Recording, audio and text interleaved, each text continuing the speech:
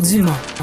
Bonjour Francis. Bonjour Mario. C'était une petite banque, la plus petite, installée évidemment au Québec, mais qui avait eu sa part de difficultés, qui était connue comme étant à vendre depuis un certain temps, et ce serait réglé pour la Laurentienne.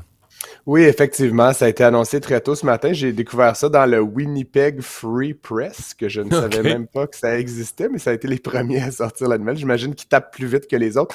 L'entreprise, donc, est vendue. Enfin, c'est pas encore... Il doit y avoir l'approbation là, des 2 tiers des actionnaires, mais selon toute vraisemblance, là, ça devrait passer.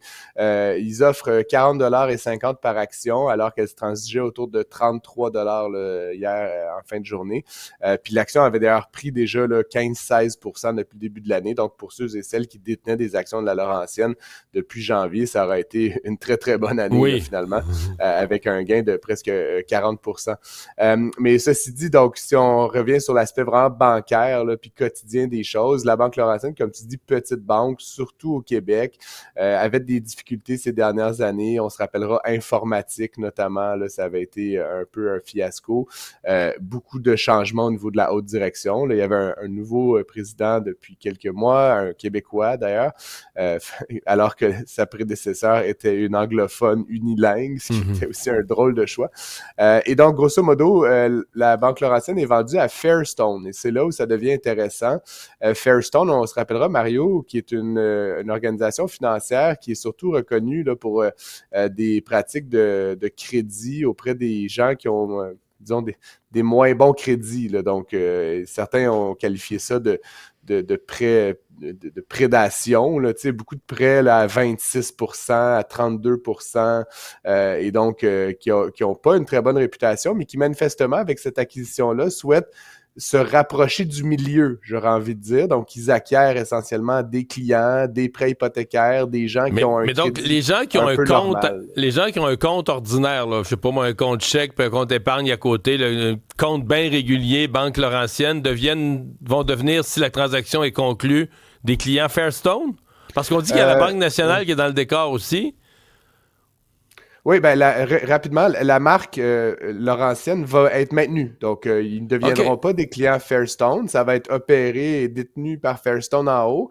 Mais ça va s'appeler Banque rester, Laurentienne. là, Ils vont garder pour l'instant, en tout cas. Je peux pas te dire si dans 2 ans, ils vont pas décider de changer ça, mais non, effectivement, ça va rester là, pour l'instant, à court terme, la même chose. Simplement, il faut se représenter. Là. Vous êtes un gestionnaire d'une entreprise qui fait des prêts à des gens un peu désespérés à 26 %. Il y a eu plusieurs enquêtes là-dessus, Mario, je n'invente rien. Là. Et là, soudainement, vous acquérez une business, une entreprise beaucoup plus respectable, là, je veux dire, beaucoup plus mid-market là, dans les prêts hypothécaires, les prêts personnels, les comptes chèques, etc. Du point de vue management, c'est pas la même gestion, là, c'est pas les mêmes pratiques. Ça va être très intéressant de voir comment Fairstone et les équipes en place au niveau de la Laurentienne arrivent à travailler ensemble.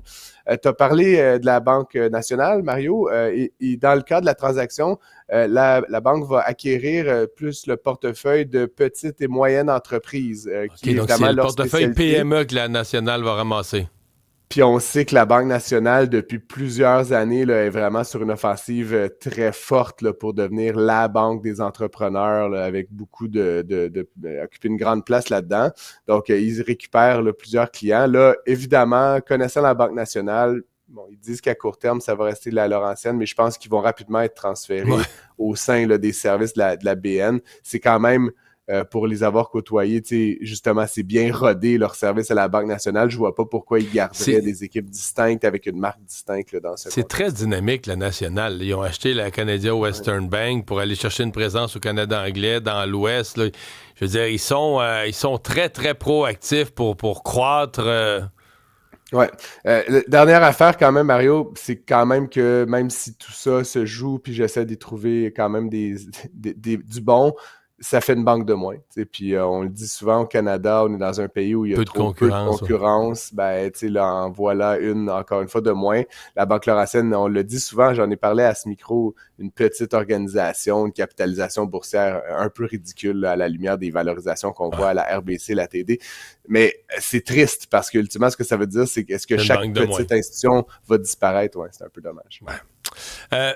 Rapidement, les ventes du week-end du vendredi fou, on a des premiers chiffres préliminaires? Oui, pour le Canada, donc j'ai pas réussi à trouver les chiffres spécifiques au Québec, mais 6% d'augmentation par rapport à l'année dernière. OK. Donc, on est loin des sondages là, qu'on discutait les semaines dernières qui disaient « Ah, les Québécois, les Canadiens vont pas dépenser, vont faire attention. » On est beaucoup plus haut que l'année dernière. Donc, ça, c'est une bonne, Et plus que bonne nouvelle. l'inflation, ça veut dire qu'en termes Plus que réels, il y a des l'inflation. ventes de plus, là.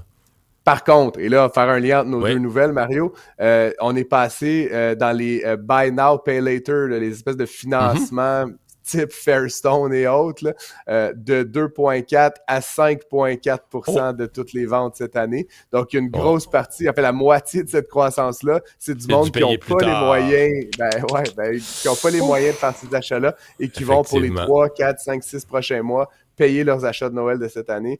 Donc, Ça, c'est moins voilà, bon. c'est le résultat pour ce long week-end. Ouais, merci Francis.